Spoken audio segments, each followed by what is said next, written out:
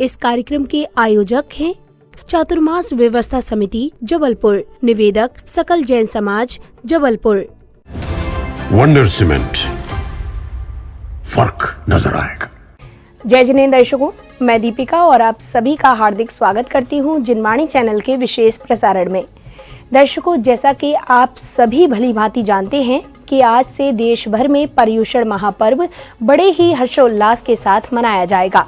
इसी महापर्व के पावन अवसर पर हम आज आपको लिए चलते हैं मध्य प्रदेश के प्रसिद्ध शहर जबलपुर में, जहां परम पूज्य संत शिरोमणि आचार्य श्री 108 विद्यासागर जी महाराज के मंगलाशीर्वाद से परम पूज्य विद्या शिरोमणि आचार्य श्री 108 समय सागर जी महाराज सत्संग सहित चातुर्मास हेतु विराजमान है। दर्शकों, आज से प्रारंभ दशलक्षण महापर्व की इस पावन बेला में यहाँ ज्ञान साधना आध्यात्म शिविर का आयोजन किया जा रहा है, जहां दूर दराज से पहुंचे जिनेंद्र भक्तगण पूज्य आचार्य श्री के मुखारविंद से उत्तम क्षमा, उत्तम मार्दव, उत्तम आर्जव, उत्तम शौच, उत्तम सत्य, उत्तम संयम, उत्तम तप, उत्तम त्याग, उत्तम आकिंचन्य और उत्तम ब्रह्मचर्य जैसे 10 धर्मों के गूढ़ अर्थों को समझ आत्मनिरीक्षण कर रहे हैं। तो आइए दर्शकों, विशेष प्रसारण के माध्यम से अगले 10 दिनों तक चलने वाली इस आध्यात्मिक यात्रा में दशलक्षण महापर्व की दिव्यता में सराबोर होकर पूज्य गुरुवर की अमृत वाणी को श्रवण कर जीवन को नई दिशा प्रदान करें।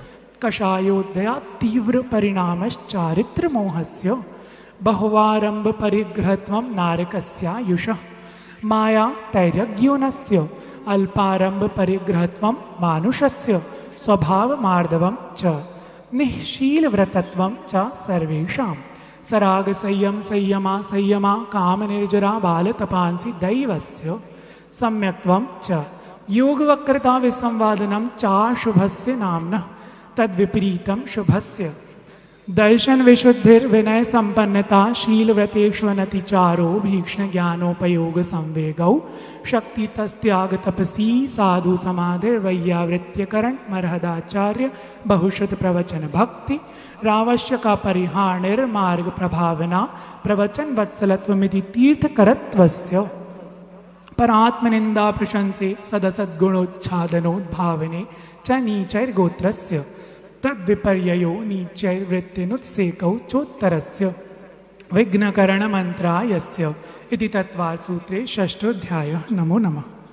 हिंसानृतस्तेया ब्रह्मपरिग्रहेभ्योर्विरतिर्व्रतं देश सर्वतोऽणुमहती तत्स्थैर्यार्थं भावनाः पञ्च पञ्च वाङ्मनोगुप्तिर्यादाननिक्षेपणसमित्यालोकितपानभोजनानि पञ्च क्रोध लोभ भीरुत्व हास्य प्रत्याख्यानान्यनुवीचि भाषणं च पञ्च शून्यागार विमोचितावास परोपरोधाकरण भैक्ष शुद्धि सधर्मा विसंवादाः पञ्च स्त्रीराग कथा श्रवण तन्मनोहरांग निरीक्षण पूर्वरतानुस्मरण वृश्रेष्ठ रस स्वशरीर संस्कार त्यागाः पञ्च मनोज्ञा मनोज्ञेन्द्रिय विषय राग द्वेष वर्जनानि पञ्च हिंसा दिक्ष्विहा मुत्रा पाया वद्य दर्शनम दुःखमेव वा मैत्री प्रमोद कारुण्य माध्यस्थ्यानि च सत्वगुणाधिक क्लिश्यमाना विनेयेषु जगत्काय स्वभावौ वा संवेग वैराग्यार्थम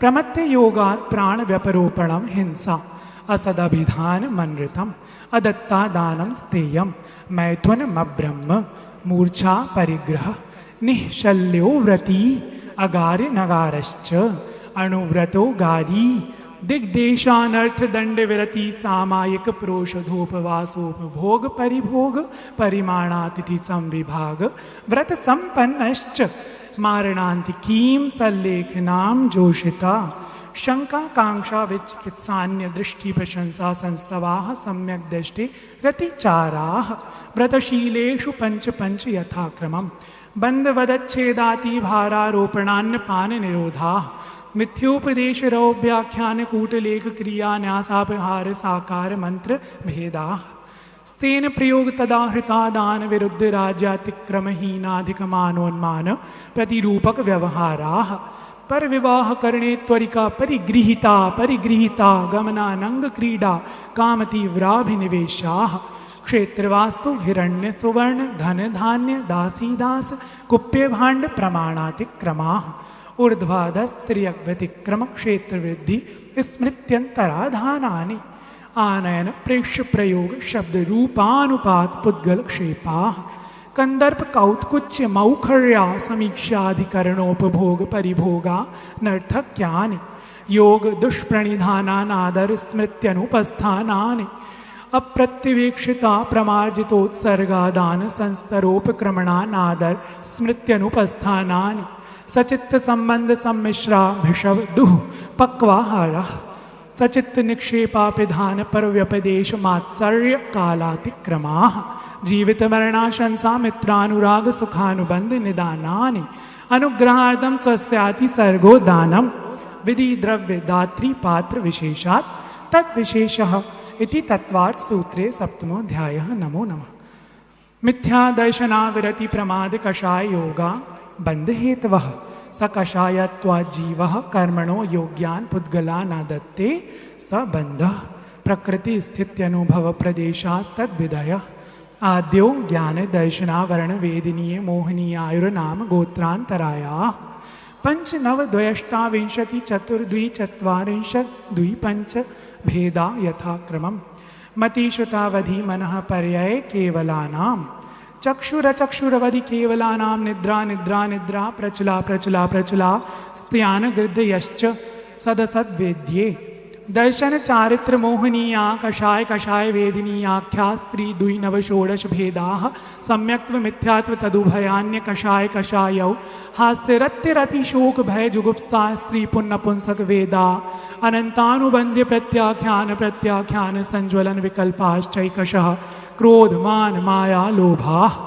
नारक्तैर्यज्ञोन मानुष दैवानि गति जाति शरीरांगोपांग निर्माण बंधन संघात संस्थान सहनन स्पर्श रस गंध वर्णानुपूर्व्य गुरुलघूप घात परघाता तपोद्योतोच्चवास विहायो गतयः प्रत्येक शरीर त्रस सुभग सुस्वर शुभ सूक्ष्म पर्याप्ति स्थिरादेय यशः कीर्ति सेतराणि तीर्थकरत्वं च उच्चैर्नीचैश्च दान लाभ भोगोपभोग वीर्याणाम् आदितस्तिसृणामन्त्रायस्य च 30 सागरोपम कोटिकोट्यः परास्थितिः सप्ततिर्मोहनीयस्य 20 नामगोत्र्योः 33 सागरोपमाण्यायुषः अपरा 12 मुहूर्ता वेदिनीयस्य नामगोत्र्योरष्टौ शेषाणामन्तर्मुहूर्ता विपाकोऽनुभवः स यथा नाम ततश्च निर्जरा नाम प्रत्ययाः सर्वतो योग विशेषात् सूक्ष्मैक क्षेत्रावगाः स्थिताः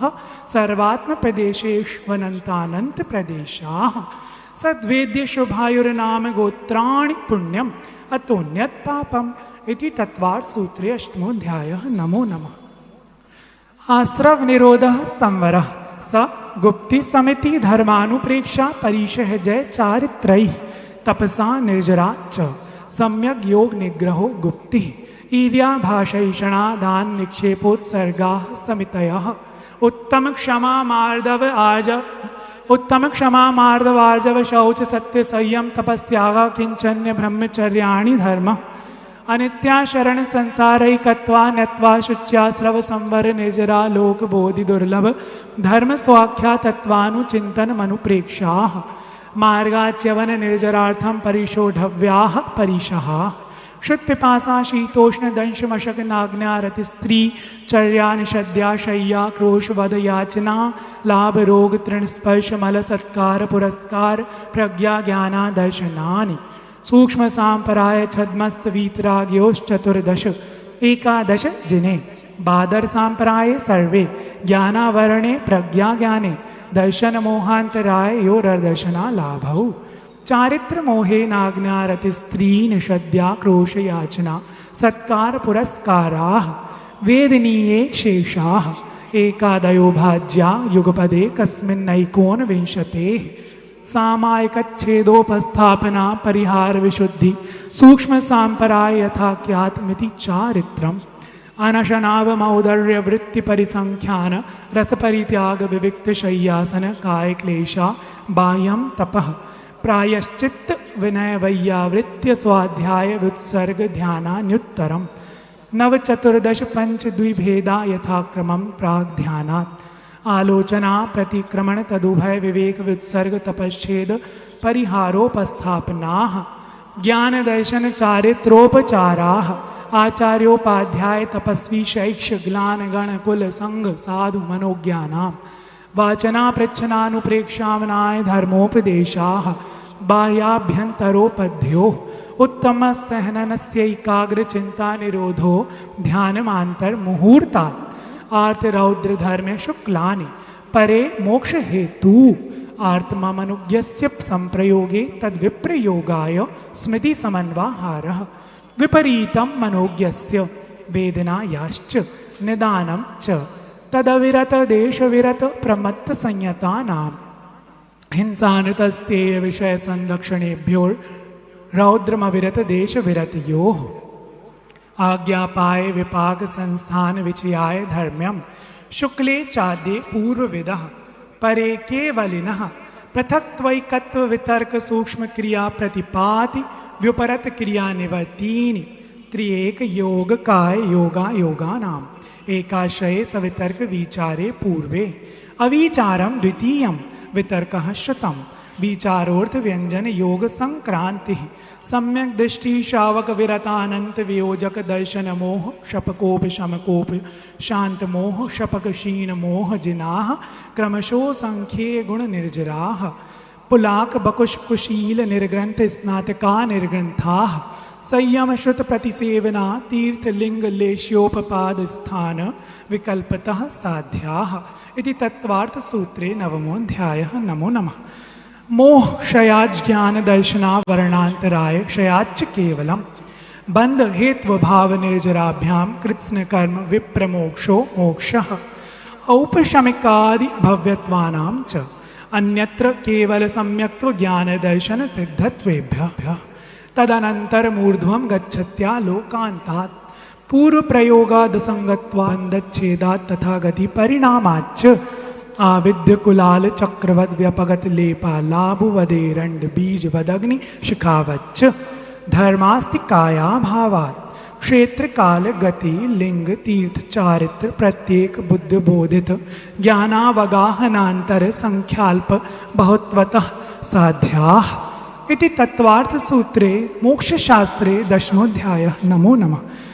अक्षर मात्र पदस्वरहीनम् व्यंजन संधि विभर्जित रेफम साधुभिरत्र मम क्षमितव्यं को न विमुह्यति शास्त्र समुद्रे दशाध्याये परिच्छिन्ने तत्वार्थे पठिते सति फलं स्यादुपवासस्य भाषितं मुनिपुंगवैः तत्वार्थ सूत्रकर्तारं गृध्य पिच्छोपलक्षितं वंदे गणीन्द्र संजात उमा स्वामी मुनीश्वरम। परम पूज्य गणीन्द्र उमा स्वामी आचार्य महाराज की जय। इति आमनाय स्वाध्याय बेलान का उत्सव। उदक चंदन तंदुल पुष्प कैचर सुदीप सुधूप फलार्घ कै धवल मंगल गान रवा कुले जिन ग्रहे जिन सूत्र महम यजे। ओम ह्रीं तत्वार सूत्र 10 अध्यायेभ्यो अनर्घपद प्राप्त अर्घ्यम नृपाम ते स्वाहा। यश भैया जी ने MBBS की शिक्षा हासिल की और डॉक्टरेट का अभ्यास भी किया है। जोरदार तालियों के साथ भैया के। भावों की निर्मल सरिता में अवगाहन करने आया हूँ सबका सारा दुख दर्द हरो यह अर्घ भेंटने आया हूँ। हे तपो मूर्ति हे आराधक हे योगीश्वर हे महासंत यह अरुण कामना देख सके युग युग तक आगामी वसन। ओम ह्रूम अष्टोत्तर सदाचार्य विद्यासागर मामुनिंद अर्घ्यम नृपाम ते स्वाहा। जिनकी चर्चा में श्री मूलाचार्य समाया है श्री शांति वीर शिव ज्ञान तथा विद्यासागर से पाया है। जयवंत रहो इस धरती पर, हम भक्तों का उद्धार करो। आचार्य समय सागर गुरुवर, वसुद्रव्य अर्घ स्वीकार करो। ओम भ्रूम अष्टोत्तर शताचार्य अस्माकं भगवान आचार्य श्री समय सागर जी महामुनिंदाय अनर्घपद प्राप्त अर्घ्यां निर्पान्ते।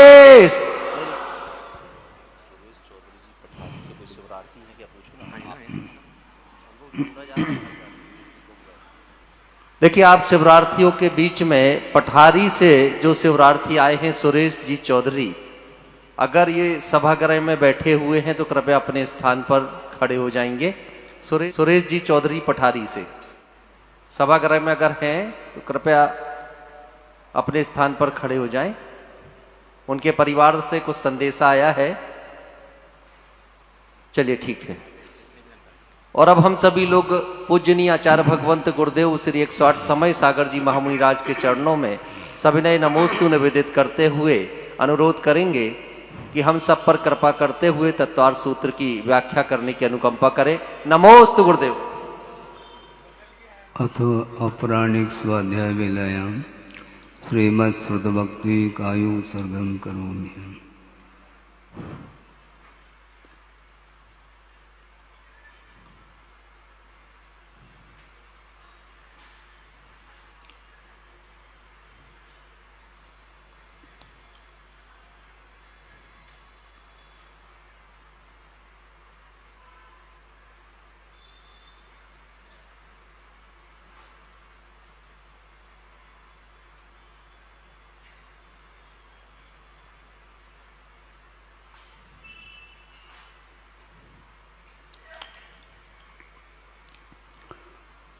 ओकारं बिंदु संयुक्तं नित्यं ध्यायन्ति योगिनः कामदं मोक्षदं चैव ओंकाराय नमो नमः।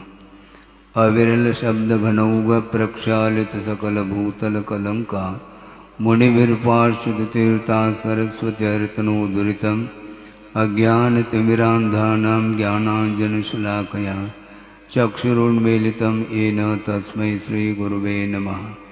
परम गुरुभ्यो नमः। परम्पराचार्य गुरुभ्यो नमः। सकल कलश विध्वंसकं श्रेयसां परिवर्धकं धर्म संबंधकं भव्य जीव मन प्रतिबोधकारकमिदं शास्त्रं श्री तत्वार्थ सूत्र नाम ध्येयम्। अस्य मूल ग्रंथकर्तार श्री सर्वज्ञदेवाः तदुत्तर ग्रंथकर्तार श्री गणधरदेवाः प्रतिगणधरदेवाः तेषां वचोनुसारमासाद्य श्रीमद् आचार्य प्रवर श्री उमा स्वामी देवैर्विरचितं मंगलम भगवान वीरो मंगलम गौतमो वने मंगलम कुंद कुंदाद्यो जैन धर्मोस्तु मंगलम सर्वमंगल मांगल्यम सर्वकल्याणकारकं प्रधानम सर्वधर्माणां जैनम जयतु शासनम। कोटिशतं द्वादशैव कोटो लक्षाणि शेतेस्त्रिदिकानि चैव पंचाशदष्टोच सहस्रसंख्य मेतत्स्मृतं पंचपदं नमामि। अरहन्त भासयत्तं गणहरदेवेः गन्त्ययं सम्मं प्रणमामि भक्तयुक्तो सुगुणान्महो वह्निं शिरसा इच्छामि बन्ते सुधभक्ति कांसो को दसालोचे अंग वंग पैनय पाउडय परियम सुक्त परमाणुग पोगय चूलिया चेव सुक्त तय तुय धम कायम से निष्कल मंचे में पूजे में वंदामि नमुम सामि दुख खो कम खो भूलाओ सुगय गमनम समाय मरणम जनगुण संपत्ति होद मध्यम। अथो अपराणिक स्वाध्याय वेलायाम श्रीमद् आचार्य भक्ति कायो सर्गम करो।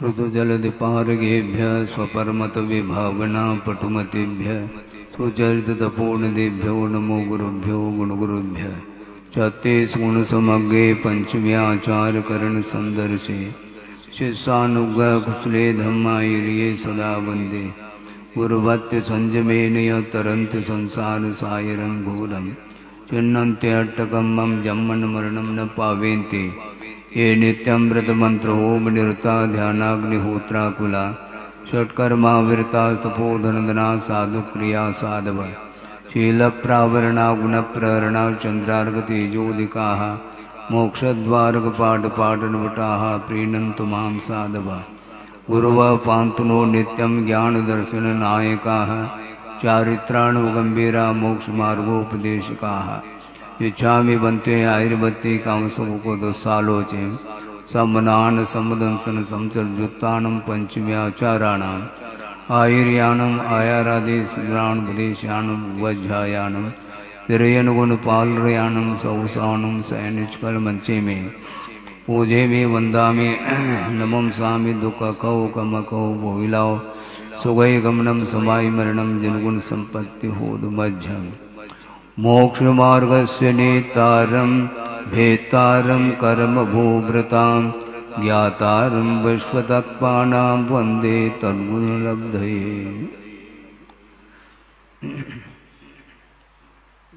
गड़बड़ करता है, आप लोग समझते नहीं, बार बार परिवर्तन क्यों करते हैं?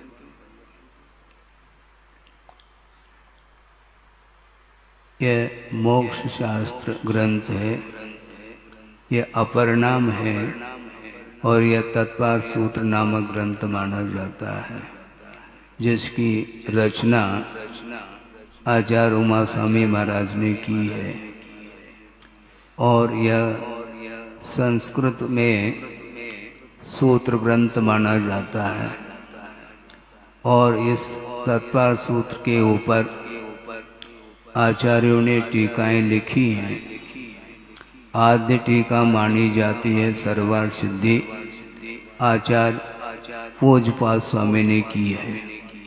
और इसी सर्वार्थ सिद्धि को आधार बनाते हुए अकलंक देव ने राजवार्तिक की रचना की है और उसके आधार से आचार्य विद्यानंद जी ने श्लोक वार्तिक की रचना की है। इस प्रकार ये उपलब्ध 3 टीकाएं हैं और भी हो सकती हैं। तो ये 10 अध्याय में ये तत्पर सूत्र विभाजित हैं। भिन्न भिन्न अध्यायों में 7 तत्वों का वर्णन किया है। सामान्य रूप से प्रथम अध्याय में यह वर्णन आ रहा है। इसके पश्चात द्वितीय, तृतीय, चतुर्थ अध्याय में जीव तत्व का वर्णन होगा। उसके बाद पंचम अध्याय में अजीव तत्व का, छठे और सप्तम अध्याय में आश्रम तत्व का और अष्टम अध्याय में बंध तत्व का वर्णन है। और 9वें अध्याय में संवर एवं निर्जरा तत्व का और अंतिम अध्याय में मोक्ष तत्व का वर्णन किया जा रहा है। सर्वप्रथम यहाँ पर मंगलाचरण किया है। यह मंगलाचरण किस आचार्य के द्वारा रचित है, यह इतिहास का विषय है, उसमें हमें नहीं जाना है। किंतु शास्त्र के प्रारंभ में मंगलाचरण किया जाता है और मंगल का अर्थ स्पष्ट है, जो पापों को समाप्त करने वाला होता है और मंगल माना जाता है। तो सर्वप्रथम यहाँ पर मंगलाचरण में मोक्ष मार्ग के नेता को नमस्कार किया गया है, जो कि कर्म रूपी पर्वतों को भेदने वाले होते हैं और समस्त तत्वों के ज्ञाता होते हैं। ऐसे मोक्ष मार्ग के नेता, उन्हें नमस्कार करता हूँ ऐसा कहा। किंतु नमस्कार करने का जो उद्देश्य है उसको भी चतुर्थ चरण में स्पष्ट किया है कि भगवान जिस प्रकार आपने साधना के माध्यम से उन अनंत अव्यक्त गुणों को व्यक्त किया है, उसी प्रकार अपने भीतर भी वो सारे सारे गुण अव्यक्त है, उनको उद्घाटित करने के अभिप्राय को लेकर के नमस्कार करता हूँ ऐसा कहा है। प्रथम सूत्र आ रहा है, सम्यक दर्शन ज्ञान चारित्राणि मोक्ष मार्ग। मोक्ष मार्ग ये एक वचन का प्रयोग किया है। इसका अर्थ होता है मोक्ष मार्ग अनेक नहीं होते, एक ही होता है, जो कि समीचीन दर्शन ज्ञान और चरित्र के समष्टि के रूप में वह मोक्ष मार्ग माना जाता है, जिसके माध्यम से मुक्ति मिलती है। दर्शन ज्ञान चरित्राणी मोक्ष मार्ग ऐसा सूत्र न बना करके दर्शन ज्ञान चरित्र के पूर्व में एक सम्यक शब्द का प्रयोग किया है, जो समीचीन अर्थ का द्योतक होता है।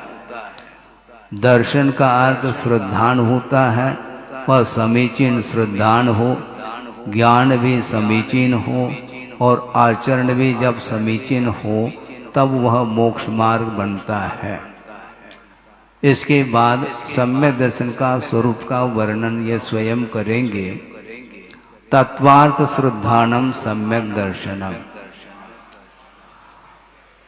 तत्व के अर्थ के ऊपर श्रद्धान करने का नाम सम्यक दर्शन है। दर्शन शब्द को श्रद्धान के अर्थ में लिया है, जबकि दर्शन का सामान्य अर्थ होता है अवलोकन के अर्थ में वह प्रयुक्त होता है, किंतु इस प्रसिद्ध अर्थ को छोड़ करके दर्शन का अर्थ श्रद्धान लिया है, क्योंकि मोक्ष मार्ग में श्रद्धान का प्रकरण है। इसलिए समीचीन आस्था का जो विषय बनता है उसका नाम सम्यक दर्शन है। तो तत्व के अर्थ के ऊपर श्रद्धान करना, तत्व का अर्थ सामान्य रूप से कोई भी पदार्थ है जिसका जैसा स्वरूप है वो स्वरूप के ऊपर आस्था या श्रद्धान बनाना यह सम्यक दर्शन माना जाता है। ये इसका संक्षिप्त अर्थ है।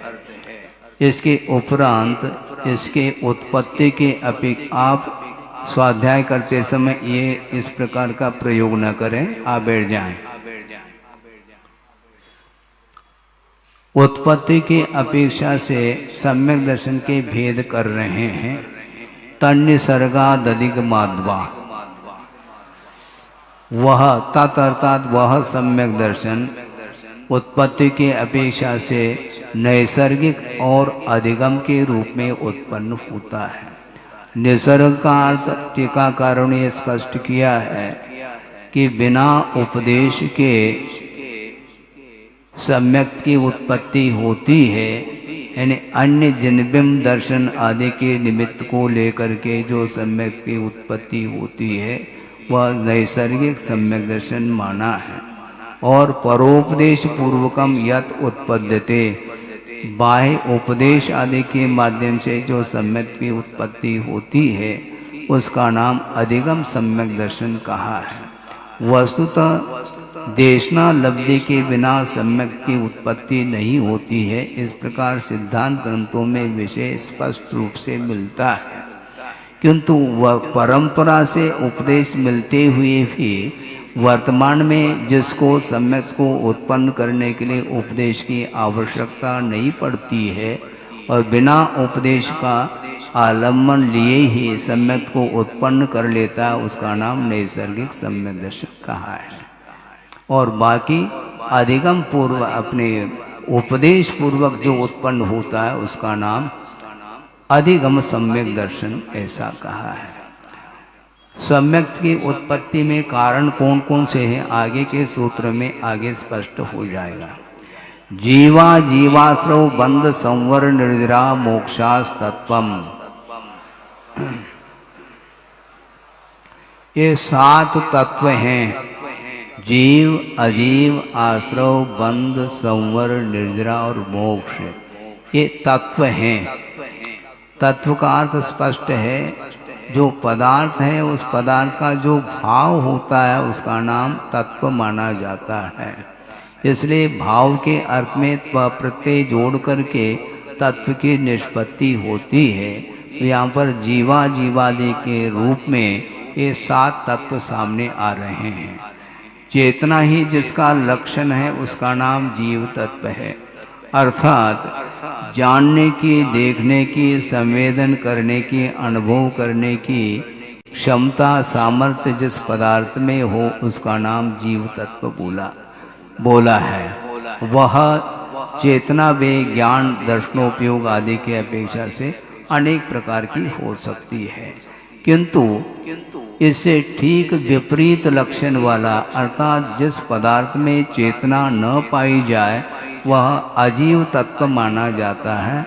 जैसे पुद्गल द्रव्य है, धर्म द्रव्य, अधर्म द्रव्य, आकाश द्रव्य, काल द्रव्य, सारे अजीव द्रव्य के अंतर्गत आते हैं। आश्रव का अर्थ यह है कि शुभाशुभ कर्मों के आने का जो द्वार होता है उसका नाम आश्रव कहा। आश्रव का अर्थ कहीं बाहर से कर्मों का आना नहीं होता, किंतु जहाँ पर कर्म वर्णाएं अर्थात कर्म के रूप में परिणमन करने की क्षमता को लिए हुए जो वर्णाएं प्रत्येक आत्म प्रदेश पर रहती हैं, उनका शुभाशुभ परिणामों के माध्यम से कर्म के रूप में जो परिणत होना होता है उसका नाम आश्रव कहा है। और वह आश्रवित जो कर्म है उनका आत्म प्रदेश और कर्म प्रदेशों के साथ संश्लेष संबंध होने का नाम बंध कहा है। और संवर का अर्थ यह है जिन परिणामों के माध्यम से कर्म वर्णाएं कर्म के रूप में परिणत हो रही थी उनको रोकने का नाम संवर है। 9वें अध्याय में एक सूत्र ही आने वाला है, आश्रव के रोकने का नाम संवर बोला है। और एक देश कर्मों का जो क्षय होता है उसका नाम निर्जरा है, और संपूर्ण रूप से कर्मों का वियोग अर्थात क्षय होने का नाम मोक्ष तत्व बोलते हैं। अब इनका संक्षेप से अर्थ किया है, टीका आदि के माध्यम से, विशेष अर्थ आदि के माध्यम से उसका विस्तार के साथ परिज्ञान हो सकता है, किंतु यहाँ पर अल्प समय होने के कारण एक एक सूत्र का संक्षिप्त अर्थ ही यहाँ पर दिया जा रहा है। नाम स्थापना द्रव्य भावतस्तन्यासः, तन्यास का अर्थ तेषाम पदार्थानाम न्यासः, उन पदार्थों का निक्षेप होता है। निक्षेप का अर्थ और कुछ नहीं होता, प्रत्येक पदार्थ 4 भागों में विभाजित होता है, नाम की अपेक्षा, स्थापना की अपेक्षा, द्रव्य और भाव की अपेक्षा से। इसलिए पदार्थ का वर्णन करते समय इन निक्षेपों का आलम्बन लेकर के वर्णन किया जाता है। नाम निक्षेप उसको बोलते, इसलिए निक्षेप की आवश्यकता इसलिए पड़ती है कि प्रासंगिक अर्थ की प्ररूपणा करने के लिए और जो अप्रासंगिक जो विषय है उसको दूर करने के लिए ही निक्षेप का आलम्बन लिया जाता है। नाम निक्षेप उसको बोलते हैं अतद्गुणे वस्तुने, ऐसा पदार्थ है जिस पदार्थ में उसके गुण नहीं है जिस रूप में होना चाहिए, इसके उपरांत भी लोक व्यवहार चलाने के लिए उसका नामकरण किया जाता है जिसका नाम नाम निक्षेप है। मान लो किसी का नाम आपने अरहंत रखा है, किंतु अरहंत के जो गुण होना चाहिए वो उसके अंदर है नहीं, इसके उपरांत भी लोक व्यवहार चलाना है ना, बिना नामकरण किए व्यवहार संभव ही नहीं।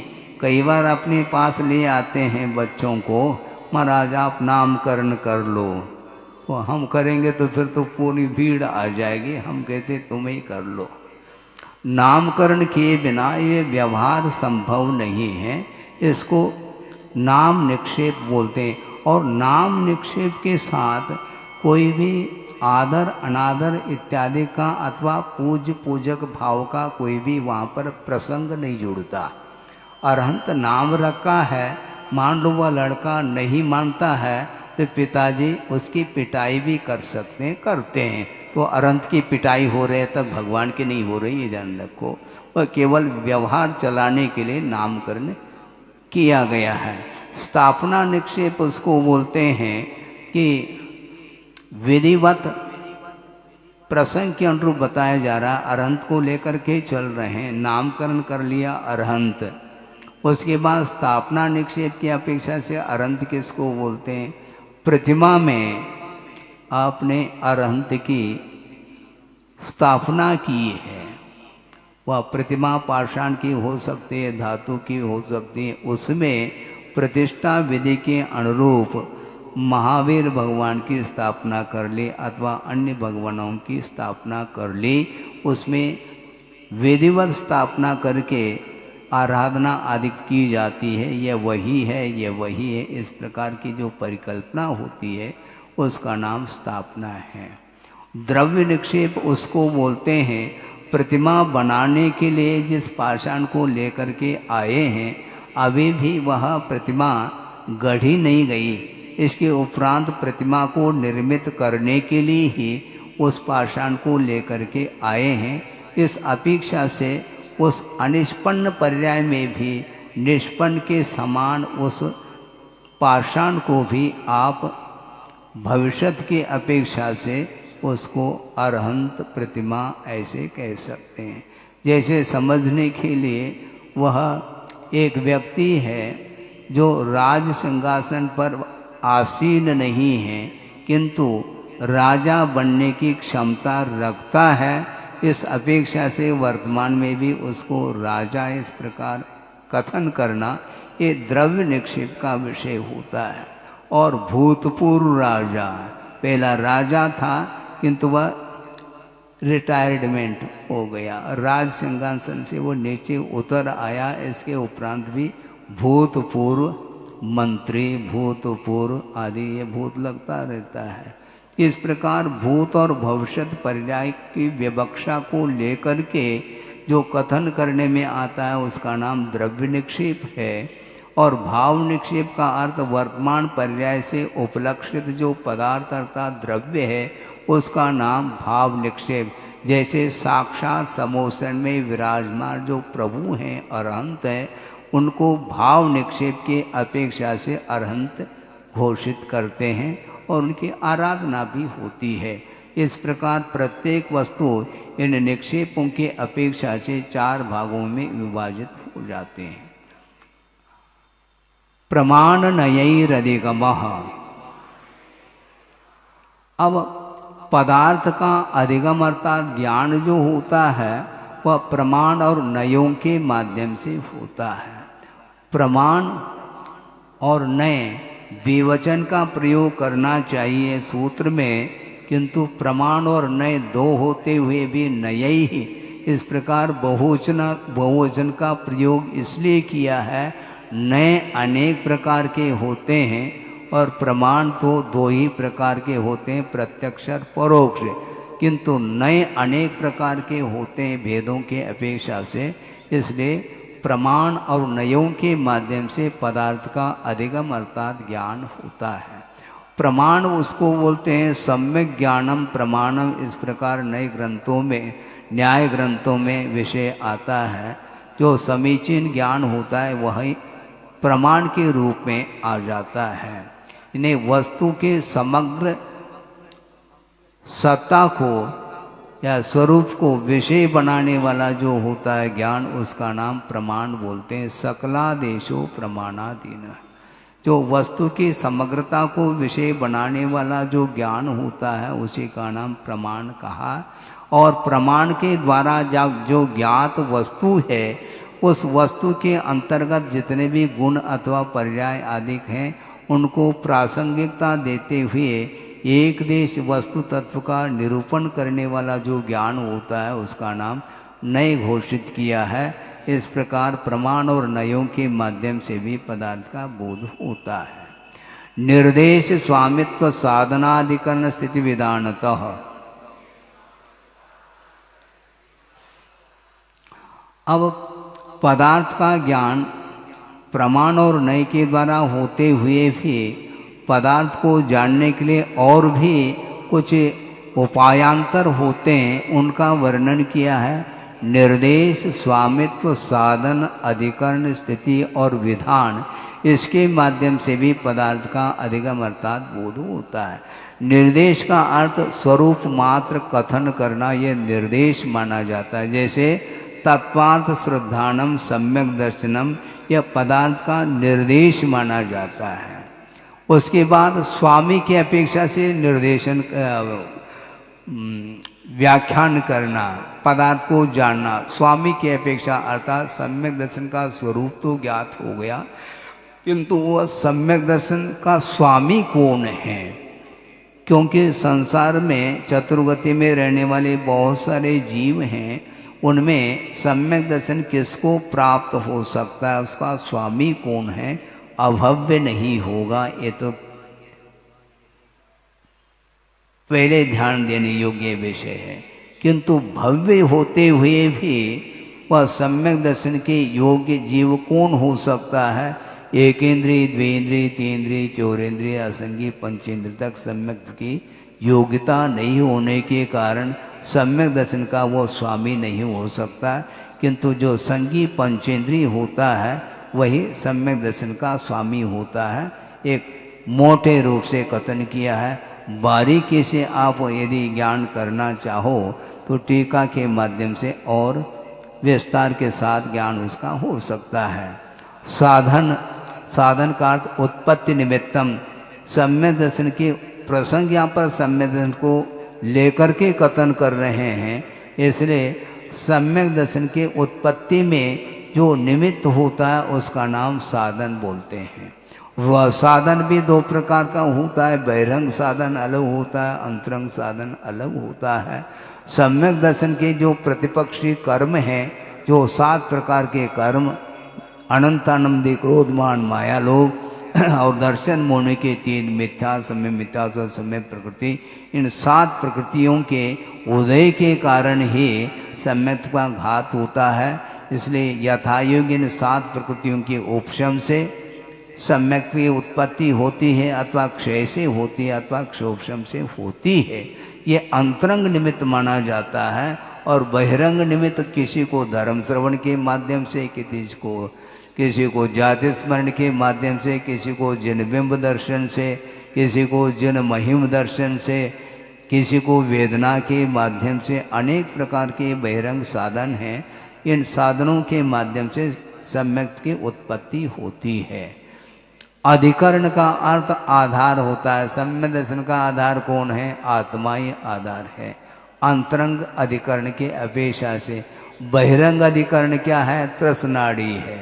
तृष्णाड़ी के बाहर जो कुछ भी लोग फैला हुआ है उसमें किसी भी प्रकार से तृष उत्पन्न नहीं हो सकते हैं। इसलिए वो सम्यक के उत्पत्ति में अधिकरण नहीं बन सकता, किंतु तृष्णाड़ी में ही बनता है उत्पन्न होने के अपेक्षा से।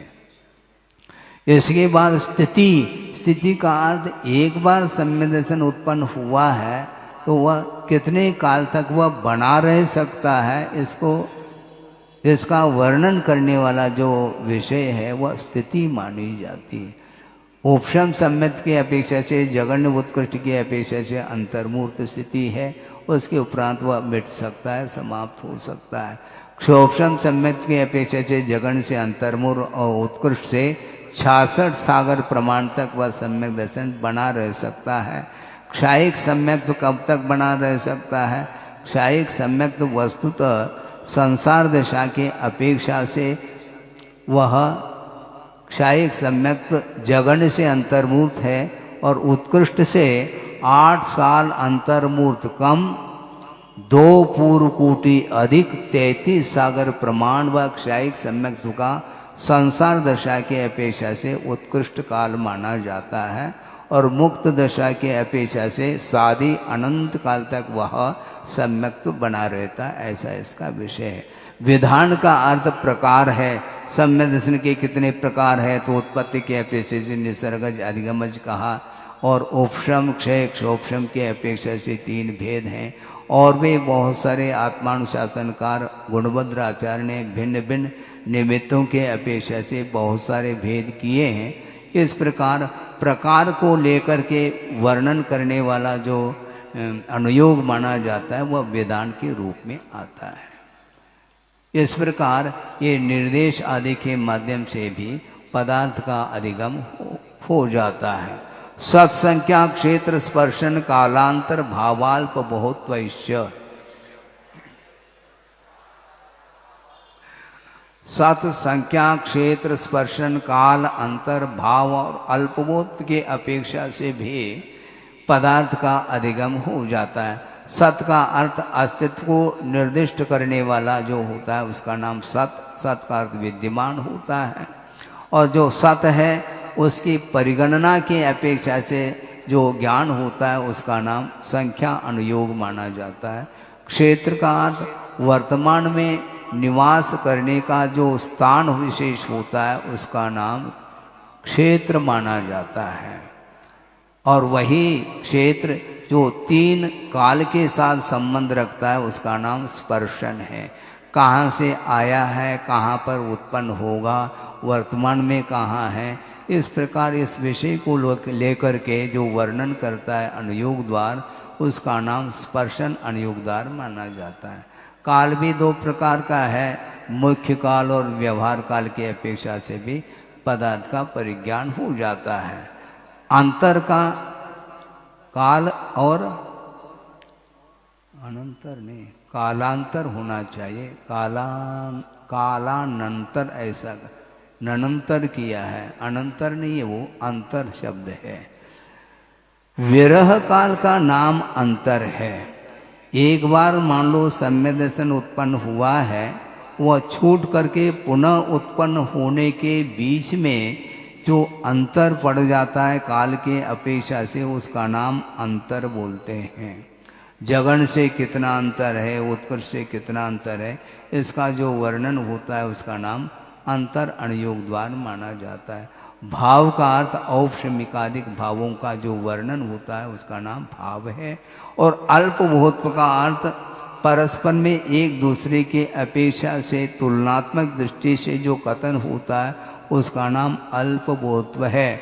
मान लो उपशम सम्यक्त्व है, वो अल्प है संख्या के अपेक्षा, उससे अधिक क्षायिक सम्यक्त्वों की संख्या है संसार दशा की अपेक्षा से कहा जा रहा है, उनसे भी अधिक संख्या क्षोभम सम्यक्त्व की सम्यक दृष्टियों की होती है। इस प्रकार परस्पर में तुलनात्मक दृष्टि से जो क्वांटिटी है उसको लेकर के जो वर्णन होता है उसका नाम अल्पबोधत्व है। इस प्रकार अल्पबोध के माध्यम से भी पदार्थ का बोध होता है। अब इसके उपरांत ज्ञान का प्रकरण आता है। मति श्रुतावधि मनपर्य केवलानि ज्ञानम। ये 5 ज्ञान हैं, मति ज्ञान, श्रुति ज्ञान, अवधि ज्ञान, मनपर्य ज्ञान और केवल ज्ञान। मति ज्ञान किसको बोलते हैं? जो मति ज्ञानावरणी कर्म के क्षोभम से मन और इंद्रियों के माध्यम से जो पदार्थ का बोध होता है उसका नाम मति ज्ञान है। श्रुति ज्ञान का अर्थ मति ज्ञान के द्वारा जो ज्ञात पदार्थ है उस पदार्थ से पदार्थांतर का जो ज्ञान होता है उसका नाम श्रुति ज्ञान है, जो कि वह श्रुति ज्ञानावरणी कर्म के क्षोभम से होता है। और ये दोनों परोक्ष ज्ञान हैं, ऐसा आगे स्पष्ट करेंगे। अवधि ज्ञान उसको बोलते हैं, अवधि ज्ञानावरणी कर्म के क्षोभम से बिना मन और इंद्रिय का आलम्बन लिए जो रूपी पदार्थ को द्रव्य, क्षेत्र, काल, भव इत्यादि की मर्यादा को लेकर के, सीमा को लेकर के जो पदार्थ का बोध होता है उसका नाम अवधि ज्ञान है। वह प्रत्यक्ष के रूप में स्वीकार किया है। मनपर्य ज्ञान उसको बोलते हैं जो दूसरे के मन में अवस्थित जो विचार है उसको विषय बनाने वाला जो ज्ञान होता है उसका नाम मनपर्य ज्ञान है, जो कि वह मनपर्य ज्ञानावरणी कर्म के क्षोभम से होता है। और केवल ज्ञानावरणी कर्म के क्षय से जो मूर्त चेतना, चेतनात्मक अनंतानंत द्रव्यों को और उनके अतीत अनागत संबंधी अनंतानंत पर्यायों के साथ, गुणों के साथ एक समय में एक साथ जानने की जो क्षमता रखता है उसका नाम केवल ज्ञान है। केवली भगवान समस्त पदार्थों को जानने के लिए कोई विकल्प नहीं करते, जानने का उन्हें विकल्प नहीं है, किंतु बिना विकल्प किए ही वो सारे पदार्थ केवल ज्ञान रूपी दर्पण में अवतरित होते हैं, प्रतिबिंबित होते हैं, जिसका नाम केवल ज्ञान है। और वह एक बार केवल ज्ञान यदि प्राप्त होता है तो वह कभी भी क्षय को प्राप्त नहीं होता, अंत को प्राप्त नहीं होता, इसलिए उसको क्षयिक ज्ञान बोला है। तत्प्रमाणे ये जो 5 ज्ञान हैं ये 2 प्रमाण में विभाजित हैं। मति ज्ञान, श्रुति ज्ञान परोक्ष हैं और अवधि ज्ञान, मन परिज्ञान और केवल ज्ञान प्रत्यक्ष के रूप में, ऐसा स्पष्ट करेंगे।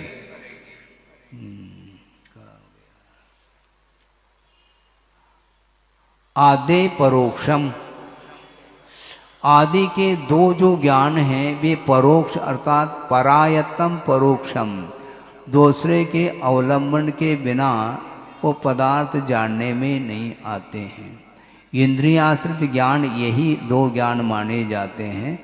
भिन्न भिन्न इंद्रियों के माध्यम से अपने अपने इंद्रिय संबंधी विषयों का ग्रहण होता है, इसलिए ये दोनों ज्ञान, आदि का अर्थ आदि के 2 ज्ञान, यहाँ पर 2 शब्द का प्रयोग नहीं किया किंतु द्विवचन का प्रयोग जरूर किया है। आदि अर्थात मति श्रुते, मति ज्ञान और श्रुति ज्ञान ये दोनों परोक्ष हैं। इसमें अवलोकन यानी आलोक आदि के, प्रकाश आदि के भी आवश्यकता पड़ती है। इस अपेक्षा से भी यह दोनों ज्ञान परोक्ष माने जाते हैं। प्रत्यक्ष मन्यत, अन्यत ज्ञानम प्रत्यक्षम, अन्यत अर्थात मति ज्ञान और श्रुति ज्ञान से जो भिन्न ज्ञान हैं अर्थात अवधि ज्ञान, मन परिज्ञान और केवल ज्ञान, ये तीनों ज्ञान प्रत्यक्ष हैं। तीनों ज्ञान प्रत्यक्ष होते हुए भी अवधि ज्ञान और मन परिज्ञान ये दोनों ज्ञान विकल्प प्रत्यक्ष हैं, क्योंकि पदार्थों की सीमा को लेकर के ये विषय बनाते हैं। संपूर्ण पदार्थों का ज्ञान अवधि ज्ञान और मन परिज्ञान के माध्यम से नहीं हो सकता, इस अपेक्षा से विकल्प प्रत्यक्ष कहा है। किंतु सकल प्रत्यक्ष केवल ज्ञान माना जाता है। केवल ज्ञान के लिए ऐसा कोई भी ज्ञेयभूत पदार्थ नहीं है जो उनके ज्ञान का विषय नहीं बनता हो, इस अपेक्षा से उसको सकल प्रत्यक्ष की संज्ञा दी गई है। मति स्मृति संज्ञा चिंता विनिबोध इत्यनर्थांतरम,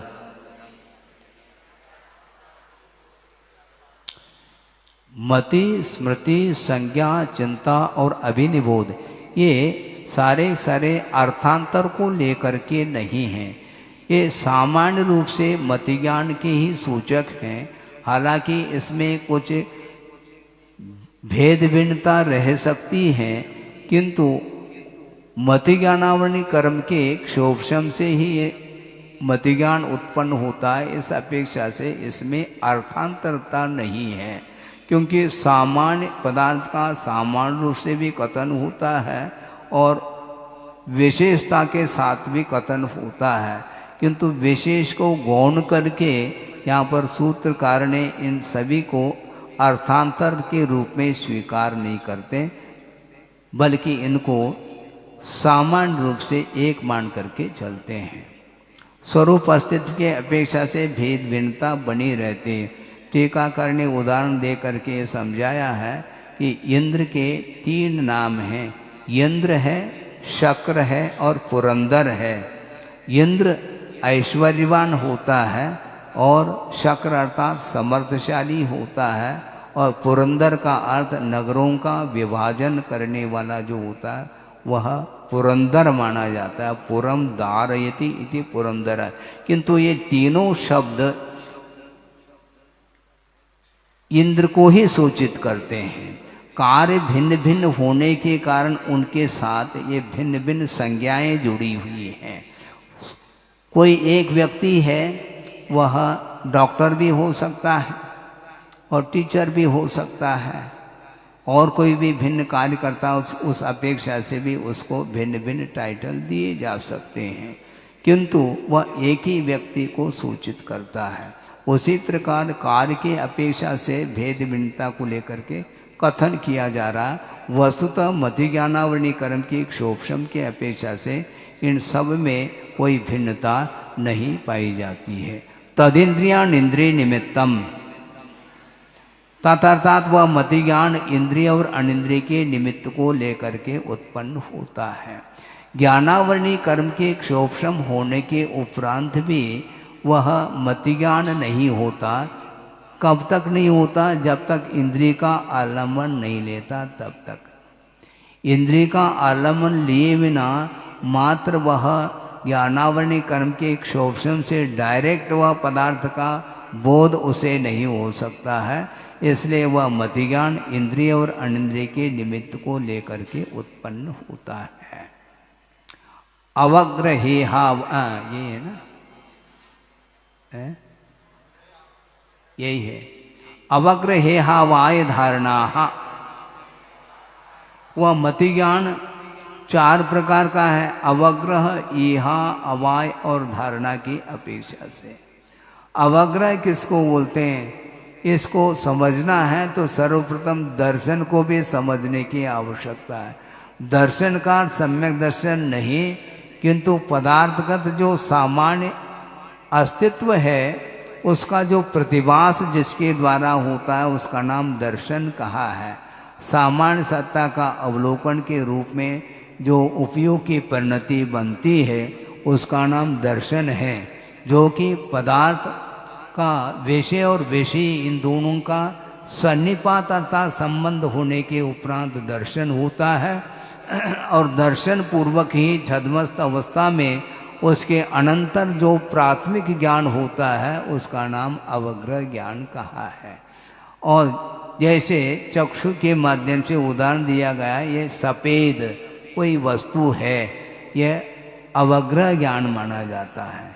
किंतु सफेदी को लेकर के बहुत सारे पदार्थ हो सकते हैं, इसलिए यहाँ पर शुक्ल को देखा, सफेद को देखा, तो सफेद क्या हो सकता है इसका निर्णय तो अभी हुआ नहीं, इसलिए विशेष रूप से जानने की जो आकांक्षा होती है, अर्थात अवग्रह के द्वारा ज्ञात जो पदार्थ है उसी पदार्थ के विषय में विशेष जानने की जो जिज्ञासा होती है, आकांक्षा होती है, उसका नाम ईहा कहा है।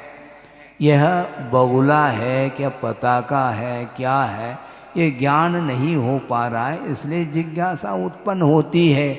और विशेष की जब जानकारी होती है उस समय पूर्णतः पदार्थ के विषय में निर्णय हो जाता है, जिसका नाम अवाय कहा है।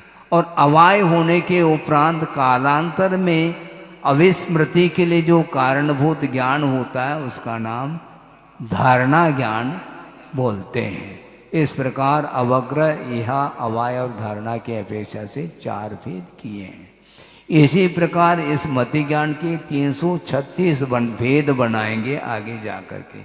बहुविध क्षिप्रा निसृतानुक्त ध्रुवानाम चेतरानाम,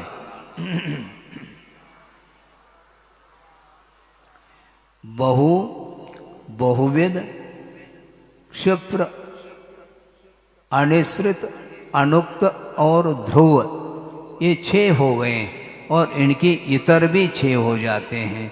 बहु का इतर अल्प है और बहुविध का इतर अल्पविद है। क्षिप्र का विपरीत अक्षिप्र होता है और निश्रित का विपरीत अनिश्रित होता है और अनुक्त का विपरीत उक्त होता है और ध्रुव का जो विपरीत है वह अध्रुव होता है। इस प्रकार इस कार्यक्रम के आयोजक थे चातुर्मास व्यवस्था समिति जबलपुर, निवेदक सकल जैन समाज जबलपुर। वंडर सीमेंट, फर्क नजर आएगा।